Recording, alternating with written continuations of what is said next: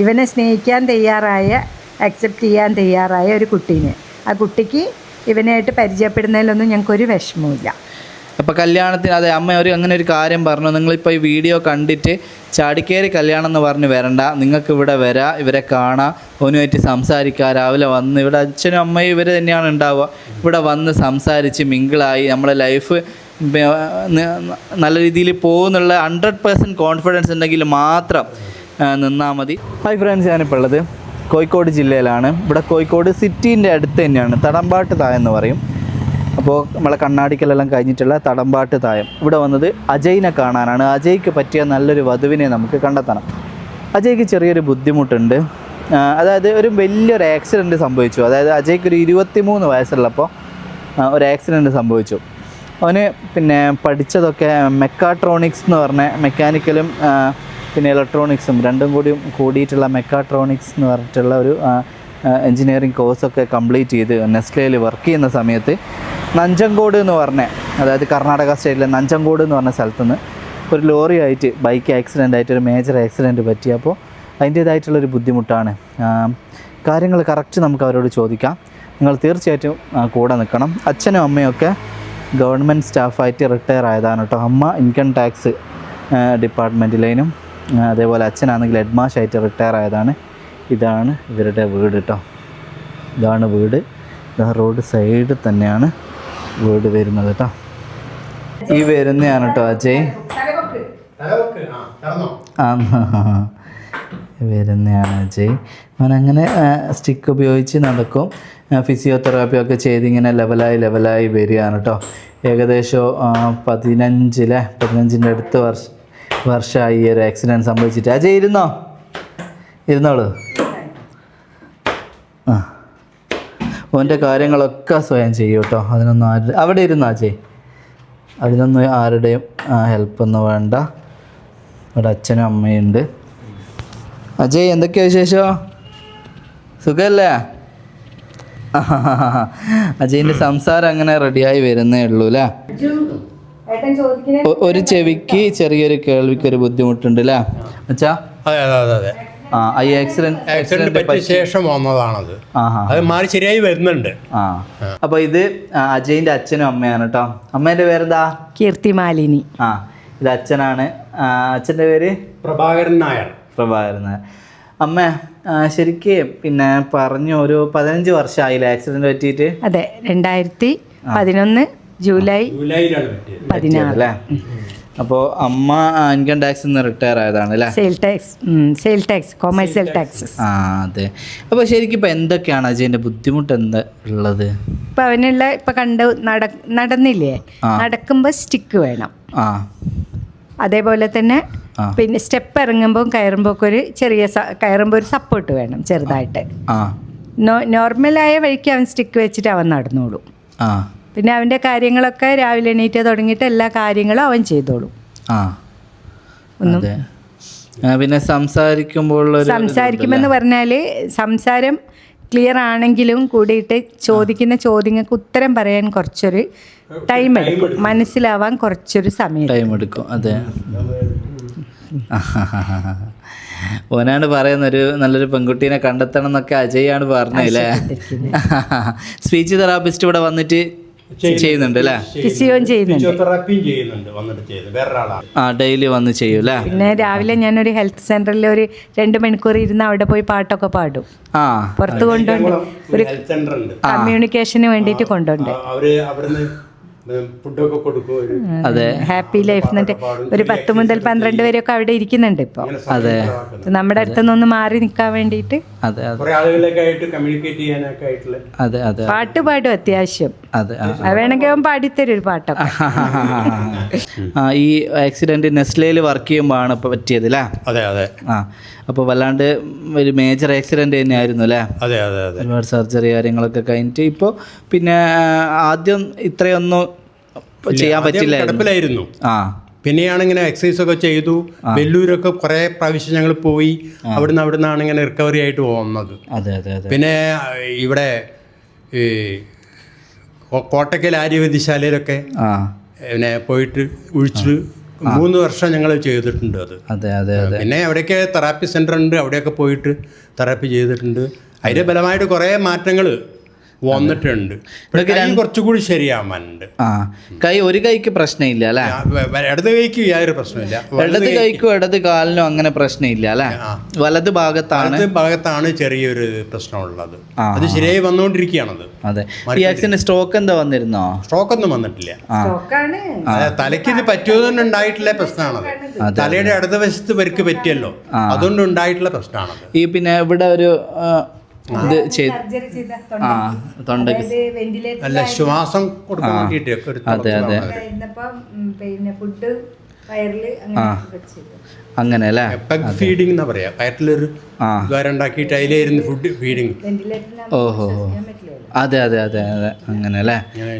അതെ. അപ്പോൾ നിങ്ങൾക്ക് 2 മക്കളാണ് അല്ലേ? അതെ അതെ. ഒരു പെൺകുട്ടി, മൂത്തത് പെൺകുട്ടി, രണ്ടാമത്താണ് ഇയാള്.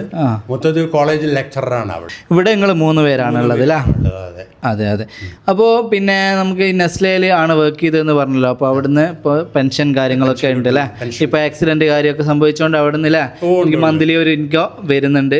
പിന്നെ ഇവർക്ക് സാമ്പത്തികമായിട്ട് അങ്ങനെ പ്രശ്നങ്ങളോ കാര്യങ്ങളൊന്നും ഇല്ല. ഇവർക്ക് 2 ആൾക്കും പെൻഷനും കാര്യമൊക്കെ ഉണ്ട് അല്ലേ? അവനും പെൻഷൻ ഉണ്ട്. അതുകൊണ്ടൊക്കെ ഞങ്ങൾക്ക് ബുദ്ധിമുട്ടൊന്നുമില്ല, സാമ്പത്തിക ബുദ്ധിമുട്ടൊന്നും ഞങ്ങൾക്കില്ല. അതെ. അപ്പോൾ പിന്നെ വരുന്ന പെൺകുട്ടീൻ്റെ പേരൻസ് ഒന്നും ഒരു കാരണവശാലും പിന്നെ അജയ്ക്ക് ജോലിക്ക് പോകാനാവില്ലല്ലോ, അപ്പം ഞങ്ങൾ എങ്ങനെയാണ് മോളെയൊക്കെ അങ്ങനത്തെ പേടി കാര്യങ്ങളൊന്നും നിങ്ങൾക്ക് വേണ്ട. അജയിൻ്റെ കാര്യങ്ങൾ ഇപ്പോൾ ഒരുപാട് ഇമ്പ്രൂവ് ആയിട്ടുണ്ട്. അപ്പോൾ ഇനിയും ഒരുപാട് ബെറ്റർ ആവും അത്. അപ്പോൾ അതിനുള്ള കാര്യങ്ങളൊക്കെ നല്ലൊരു സ്നേഹവും കാര്യങ്ങളും ഒരു കെയറിങ് ഒക്കെ കിട്ടുകയാണെങ്കിൽ ഒരുപാട് ബെറ്റർ ആവും. ഫിനാൻഷ്യലി വിഷയങ്ങൾ കാര്യങ്ങളൊന്നും ഇല്ല. അപ്പോൾ അജയ് ജോലിക്ക് പോയിക്കില്ലെങ്കിൽ അവന് ഇൻകവും കാര്യങ്ങളൊക്കെ ഉണ്ട് എന്നുള്ളതല്ലേ. അപ്പോൾ ആ ഒരു പേടി ആർക്കും വേണ്ട കേട്ടോ. പിന്നെ ഇത് ശരിക്കും ഞങ്ങൾ ഉദ്ദേശിക്കുന്നത് എങ്ങനെയാണ്, അതെ, എന്തെങ്കിലും ഒരു ബിസിനസ് ഒക്കെ തുടങ്ങിയാൽ അവനെ സഹായിക്കാൻ പറ്റുന്ന പെൺകുട്ടിയുണ്ട്, അതാണ് നല്ലത് എന്നുള്ളത്. അതെ തീർച്ചയായും. ഇപ്പം എല്ലാത്തിനും ഒരു ആക്റ്റീവ് ആയിട്ടുള്ളൊരു കുട്ടിയാണെങ്കിൽ ഒരുപാട് സന്തോഷമാണ് അല്ലേ? അജയ്ക്ക് ഇപ്പം എത്ര വയസ്സായി? ഒരു 38 വയസ്സ്. ജൂലൈ ഈ മാസം ജൂലൈ ആണല്ലോ അല്ലേ? 21 അല്ല, അപ്പം 38 വയസ്സ് കംപ്ലീറ്റ് ആയി. അപ്പോൾ 38 വയസ്സാണ് അജയ്ക്ക് ആയത്. നമുക്കൊരു 38 വയസ്സ് വരെ സെയിം ഏജ് വരെയൊക്കെ നോക്കാം. പക്ഷേ ആരോഗ്യം കാര്യങ്ങളൊക്കെ ഉള്ള ഒരാളായിരിക്കണം. കാരണം അജയ്ക്ക് ഇങ്ങനെ ബുദ്ധിമുട്ട് കാര്യങ്ങളൊക്കെ ഉള്ളത് കൊണ്ട് അവനെ ഒരു സ്മാർട്ടായിട്ടുള്ള ഒരാൾ അവനെ നോക്കുക കാര്യങ്ങളൊക്കെ ഒരു അജയ് ഒരുപാട് ബെറ്റർ ആവും അങ്ങനെ ഒരു കാര്യം വരുമ്പോൾ കേട്ടോ. പിന്നെ പറഞ്ഞല്ലോ പിന്നെ ഇയറിംഗ് ബഡ്സ് ഒരു ചെവിക്ക് ബുദ്ധിമുട്ട് കാര്യമൊന്നുമില്ല. അപ്പോൾ ഈ ഒരു ആക്സിഡൻറ്റിൻ്റെ ഭാഗമായിട്ട് ഇടത് ഭാഗത്താണ് കൂടുതൽ കാര്യങ്ങൾ സംഭവിച്ചല്ലേ? അതെ അതെ അതെ. പിന്നെ നമുക്ക് ഭർത്താവ് മരിച്ചതോ ഡിവോഴ്സായോ കേസൊക്കെ നമുക്ക് എടുത്തൂടെ? അന്ന് കുഴപ്പമില്ലല്ലോ. പിന്നെ ഡിവോഴ്സ് ആയത് ഇവർ പറഞ്ഞു, അതിൻ്റെ കാരണങ്ങളും കാര്യങ്ങളെല്ലാം നല്ലപോലെ അന്വേഷിച്ചിട്ട് ജെനുവിൻ കേസ് ആണെങ്കിൽ നമുക്ക് എടുക്കാം. ഭർത്താവ് മരിച്ചതാണെങ്കിൽ ഒരു വിഷയവും ബാധ്യതകളില്ലാത്ത. ഇനിയിപ്പോൾ ആദ്യ വിവാഹം എന്തെങ്കിലും സാമ്പത്തിക പ്രശ്നം കൊണ്ടൊന്നും വൈകിയതാണെങ്കിലും കുഴപ്പമില്ലല്ലോ അല്ലേ? സാമ്പത്തിക അതൊന്നും നമ്മൾ നോക്കുന്നില്ലല്ലോ. വേറെ നമുക്ക് എന്തെങ്കിലും ഡിമാൻഡ് കാര്യം എന്തോ പറയാനുണ്ടോ? ഇവനെ സ്നേഹിക്കാൻ തയ്യാറായ, അക്സെപ്റ്റ് ചെയ്യാൻ തയ്യാറായ ഒരു കുട്ടീനെ, ആ കുട്ടിക്ക് ഇവനായിട്ട് പരിചയപ്പെടുന്നതിലൊന്നും ഞങ്ങൾക്കൊരു വിഷമവുമില്ല. അപ്പോൾ കല്യാണത്തിന് അതെ അമ്മ അങ്ങനെ ഒരു കാര്യം പറഞ്ഞു. നിങ്ങളിപ്പോൾ ഈ വീഡിയോ കണ്ടിട്ട് ചാടിക്കേറി കല്യാണം എന്ന് പറഞ്ഞ് വരണ്ട. നിങ്ങൾക്ക് ഇവിടെ വരാം, ഇവരെ കാണാം, ഓനുമായിട്ട് സംസാരിക്കുക. രാവിലെ വന്ന് ഇവിടെ അച്ഛനും അമ്മയും ഇവർ തന്നെയാണ് ഉണ്ടാവുക. ഇവിടെ വന്ന് സംസാരിച്ച് മിങ്കിളായി നമ്മളെ ലൈഫ് നല്ല രീതിയിൽ പോകുന്നുള്ള 100% കോൺഫിഡൻസ് ഉണ്ടെങ്കിൽ മാത്രം നിന്നാൽ മതി. അപ്പോൾ തീർച്ചയായിട്ടും പേരൻസ് ആയാലും ഒക്കെ അതിനെപ്പറ്റി അന്വേഷിച്ച് അങ്ങനെ നിന്നാൽ മതി. പിന്നെ പറയാനുള്ളത്, ഈ വീഡിയോയിൽ എന്ന് പറഞ്ഞാൽ അനാവശ്യമായിട്ട് ആരും വിളിക്കരുത്. ബ്രോക്കർമാർ കാര്യങ്ങളൊന്നും വിളിക്കേണ്ടതില്ല. ഡയറക്റ്റ് ആൾക്കാർ തന്നെയാണ്, ഇഷ്ടമുള്ള ആൾക്കാർ തന്നെയാണ് വിളിക്കേണ്ടത്. പിന്നെ ശ്രദ്ധിക്കണം കേട്ടോ. സോഷ്യൽ മീഡിയയിൽ പലരും പല സ്ഥലത്തു നിന്നാണ് വിളിക്കുന്ന എല്ലാവരും നല്ലവരായിരിക്കില്ല. ശ്രദ്ധിച്ച് കൈകാര്യം ചെയ്യണം. കല്യാണത്തിന് ശേഷമുള്ള ഒരു കാര്യത്തിന് എനിക്ക് യാതൊരു ഉത്തരവാദിത്വം ഉണ്ടാവില്ല. നിങ്ങളതിനെ അന്വേഷിച്ചിട്ട് നല്ലൊരാളെ ചൂസ് ചെയ്യുക കേട്ടോ. ഓക്കെ.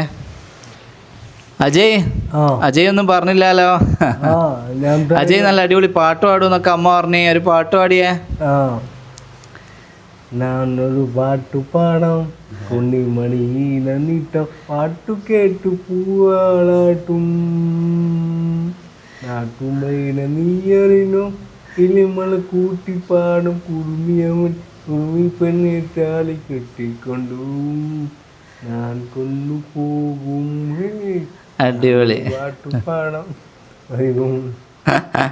സൂപ്പറായി കേട്ടോ. മുട്ടിനെന്തോ സർജറി മുട്ടിനല്ല പോയിന്റ് തുടക്കി സർജറി, വലതേ കാലിനൊരു സർജറി കഴിഞ്ഞിട്ടുണ്ട്, അതിൻ്റെ ഒരു ഇതുണ്ട്.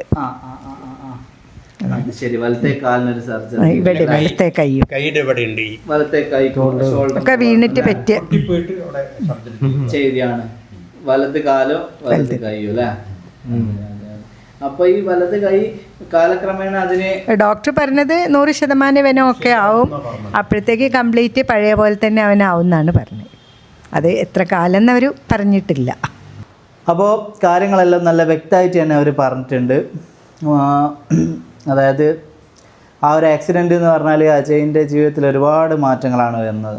വലത് കൈയും വലത് കാലും ശരിക്കും വെച്ചാൽ നല്ലൊരു വലിയൊരു സർജറി എല്ലാം ചെയ്തിട്ട് ഇന്ന് ഈ രീതിയിലായി എന്ന് പറയുന്ന ഒരു വലിയ കാര്യം തന്നെയാണ്. ഫിസിയോതെറാപ്പി കാര്യങ്ങൾ, സ്പീച്ച് തെറാപ്പി, പിന്നെ അച്ഛൻ്റെ അമ്മേൻ്റെ ഒരു ഭയങ്കര സപ്പോർട്ടും കാര്യങ്ങളൊക്കെ കൊണ്ടാണ് ഇന്ന് ഈ ലെവലിൽ തന്നെ എത്തിയത്. അപ്പോൾ ഇങ്ങോട്ട് വരുന്നൊരു പെൺകുട്ടിക്ക് യാതൊരുവിധ ടെൻഷൻ്റെ ഒന്നും ആവശ്യമില്ല കേട്ടോ. കാരണം ഇവരായാലും ആ രീതിയിൽ കെയറിങ് ആയിക്കോട്ടെ, പിന്നെ ഒരുപാട് അങ്ങനെയുള്ളൊരു ഫാമിലിയാണ് ഫ്രീഡായ. പിന്നെ എന്ന് പറഞ്ഞാൽ ഒരു വീട്ടിൽ ഇപ്പോൾ അജയിൻ്റെ കാര്യങ്ങൾ അക്സെപ്റ്റ് ചെയ്യാൻ തയ്യാറായിരിക്കണം. ചിലപ്പോൾ നിങ്ങളിപ്പം വേറൊരു ലൈഫ് സ്റ്റൈൽ പോലെ ആയിരിക്കണം എന്നില്ല. കാരണം അജയ്ക്ക് അതിന് ബുദ്ധിമുട്ടുകളുണ്ട്. പക്ഷേ നല്ലൊരു പാർട്ട്ണർ, ഒരു സ്നേഹനിധിയായ ഒരു പാർട്ട്ണർ ആകുമ്പോൾ ആ ചേർത്ത് പിടിക്കൽ കൊണ്ട് മാറ്റങ്ങൾ വരും. സ്നേഹം കൊടുത്താൽ നമുക്ക് എന്തും മാറ്റാൻ പറ്റുമല്ലോ. ഒരാൾക്ക് ആ സ്നേഹവും ആ പരിചരണവും കിട്ടുമ്പോൾ നമ്മുടെ മനസ്സിലെൻ്റെ അസുഖം മാറി. പിന്നെ ആ ആക്സിഡൻറ്റിലുള്ള ഒരു ട്രോമ ഉണ്ട്, അത് നേരിട്ട് ആ ആക്സിഡൻറ്റ് കാണുന്ന അതിൻ്റെ ഒരു ട്രോമ ഇത്രയും വർഷമായിട്ട് അജയനെ വിട്ടുപോയിക്കില്ല. അന്ന് നടന്ന കാര്യങ്ങളൊക്കെ ഓനിപ്പോൾ ഇങ്ങനെ ഓരോന്ന് പറയുന്നുണ്ട്. ആ ഒരു ട്രോമ ഉണ്ടാകും. ആ ട്രോമയൊക്കെ നല്ലൊരു ലവൊക്കെ കിട്ടുമ്പോൾ അതൊരുപാട് ചേഞ്ച് ചെയ്ത് മാറി വരും. അപ്പോൾ എന്ന് വിചാരിച്ച് നമ്മൾ 100% മാറുന്നു അങ്ങനെയൊന്നും പറയാൻ പറ്റില്ല. അത് അക്സെപ്റ്റ് ചെയ്യാൻ തയ്യാറുള്ള പോലെ നമുക്ക് വേണ്ടുള്ളൂ. ഒരു 38 വയസ്സിൻ്റെ ഉള്ളിലുള്ള. പിന്നെ ഞാൻ പറയുകയാണ്, ഒരു ലൈഫിൽ എന്നെ മുമ്പൊക്കെ കോണ്ടാക്ട് ചെയ്തിരുന്നു. അപ്പോൾ ഹസ്ബൻഡൊക്കെ വെള്ളമടിയും കാര്യങ്ങളൊക്കെ ആയിട്ട് അടിയും പ്രശ്നങ്ങളൊക്കെ ആയിട്ട് ജീവിതം ഒരുപാട് സ്ട്രഗിൾ ചെയ്തിട്ട് ഇനി ആർക്കെങ്കിലും വേണ്ടിയിട്ട് എൻ്റെ ജീവിതം കൊടുക്കണം, അങ്ങനെയുള്ള ഒരാളെ കെയർ ചെയ്യാൻ ഞാൻ തയ്യാറാണ് എന്നൊക്കെ പറഞ്ഞിട്ട് മുമ്പ് കുറച്ച് പെൺകുട്ടികളൊക്കെ കോണ്ടാക്ട് ചെയ്തിരുന്നു കേട്ടോ, യുവതികളൊക്കെ. അപ്പോൾ പിന്നെ അവരെ കോണ്ടാക്റ്റ് അങ്ങനെ മിസ്സായിപ്പോയി. അങ്ങനെയൊക്കെ അന്ന് വിളിച്ച് അവരൊക്കെ ആരെങ്കിലും ഈ വീഡിയോ ഒക്കെ കാണുന്നുണ്ടെങ്കിൽ തീർച്ചയായിട്ടും നിങ്ങളെ ലൈഫ് അജയ്ക്ക് ലൈഫ് കൊടുക്കുമെന്ന് പറഞ്ഞാൽ ത്യാഗം എന്നൊന്നല്ല ഉദ്ദേശിക്കുന്നത്. അതായത് നമ്മൾ അയാളെ അക്സെപ്റ്റ് ചെയ്യുക എന്നുള്ളതാണ് ജീവിതത്തിൽ. പിന്നെ ചെറിയ ചില വിട്ടുവീഴ്ചകൾ നമ്മൾ ചെയ്യുമ്പോൾ നമുക്കതിന് വലിയ സന്തോഷങ്ങൾ കിട്ടും. ആരും സമ്പൂർണ്ണമായിട്ട് ഹാപ്പി അല്ലല്ലോ, പലരും പല രീതിയിൽ മുമ്പോട്ട് പോകുന്ന ആൾക്കാരാണ്. അപ്പം നമ്മളതായ രീതിയിൽ ഒരു അക്സെപ്റ്റ് ചെയ്യാൻ തയ്യാറുണ്ടെങ്കിൽ നമുക്ക് വേറെ ഒരുപാട് കാര്യങ്ങൾ കിട്ടുന്നുള്ളതാണ്. അപ്പോൾ തീർച്ചയായിട്ടും നിങ്ങൾ കോൺടാക്ട് ചെയ്യണം. ഇതിൽ കൊടുക്കുന്ന നമ്പറിൽ എല്ലാ കാര്യങ്ങളും തുറന്ന് പറഞ്ഞിട്ടുള്ള ഒരു പാർട്ട്ണറിനെ മതി എന്ന് ഇവർക്ക് അത്രയും നിർബന്ധമുള്ളതുകൊണ്ട് തന്നെയാണ് നമ്മളിങ്ങനെ ഒരു വീഡിയോ എടുക്കുന്നതും കാര്യങ്ങളൊക്കെ. അപ്പോൾ അവരുടെ ഫാമിലി സ്റ്റാറ്റസ് അല്ലെങ്കിൽ അവരുടെ അതിനൊന്നുമല്ല അവർ ഇമ്പോർട്ടൻസ് കൊടുക്കുന്നത്. മകന് നല്ലൊരു പാർട്ട്ണറിനെ കിട്ടുക, അതുകൊണ്ട് നമ്മുടെ കാര്യങ്ങൾ തുറന്ന് പറയുക. അത് വേറൊരാൾ അറിയുന്നതുകൊണ്ട് അങ്ങനെ മൂടി വെച്ച് പറയാതിരുന്ന് ചെയ്യേണ്ട ഒരു കാര്യമല്ല കല്യാണം. ആ ഒരു പോയിന്റ് ഇത് കാണുന്ന ഓരോരുത്തരും മനസ്സിലാക്കണം. നമുക്ക് ചെറിയൊരു ബുദ്ധിമുട്ട് മക്കൾക്കുണ്ടെങ്കിൽ അത് മറച്ചു വെച്ചല്ല, അത് പറഞ്ഞിട്ടാണ് നമ്മൾ പാർട്ട്ണറിനെ കണ്ടെത്തേണ്ടത്. അങ്ങനെ ഉണ്ടാകുമ്പോൾ ആ ലൈഫ് ഒരുപാട് വർഷം നിൽക്കുക. കല്യാണം കഴിയാൻ എളുപ്പമാണ്, അത് നിലനിൽക്കാൻ നല്ല പാടാണ്. അതെല്ലാവരും മനസ്സിലാക്കണം. അങ്ങനെയുള്ള പാർട്ട്ണറിനെ മതി. അപ്പോൾ നിങ്ങൾ ഇതിൽ കൊടുക്കുന്ന നമ്പറിൽ വിളിക്കുക. അനാവശ്യമായിട്ട് ആരും വിളിക്കരുത്. ഇതിൽ കൊടുക്കുന്ന നമ്പറിൽ വിളിച്ചാൽ കൂടുതൽ കാര്യങ്ങളൊക്കെ മനസ്സിലാവുന്നിട്ട് ഇവിടെ വരിക. പെൺകുട്ടികൾക്കും പേരൻസിനൊക്കെ വേണം ഇവിടെ വന്ന് നേരിട്ട് വരാം. ഇനിയിപ്പോൾ ഒരു പെൺകുട്ടി കുറച്ച് ദിവസം അവനുമായിട്ട് സംസാരിച്ച് ഇവിടെ വന്ന് സംസാരിച്ച് അങ്ങനെ വേണമെങ്കിൽ ഓനെ കൂട്ടി ഒന്ന് പുറത്ത് പോയി സംസാരിച്ച് അങ്ങനെയൊക്കെ നിങ്ങൾക്ക് ഒരു മൈൻഡും ഓൻ്റെ ഒരു കാര്യങ്ങളൊക്കെ മനസ്സിലാവണമെങ്കിൽ അതിനൊക്കെ ഇവർക്ക് യാതൊരു എതിരും കാര്യങ്ങളൊന്നുമില്ല. അങ്ങനെ തന്നെ ഒരു കുട്ടി വരണം എന്നാണ് ഇവർക്കും ആഗ്രഹം, സമ്പൂർണ്ണമായിട്ട് മനസ്സിലാക്കിയിട്ടുള്ള ഒരാൾ. അപ്പോൾ തീർച്ചയായിട്ടും നിങ്ങൾക്ക് ഇതിൽ കോൺടാക്ട് ചെയ്യാം കേട്ടോ. ഓക്കെ, അപ്പോൾ എത്രയും പെട്ടെന്ന് അജയൻ്റെ കല്യാണം നടക്കട്ടെ.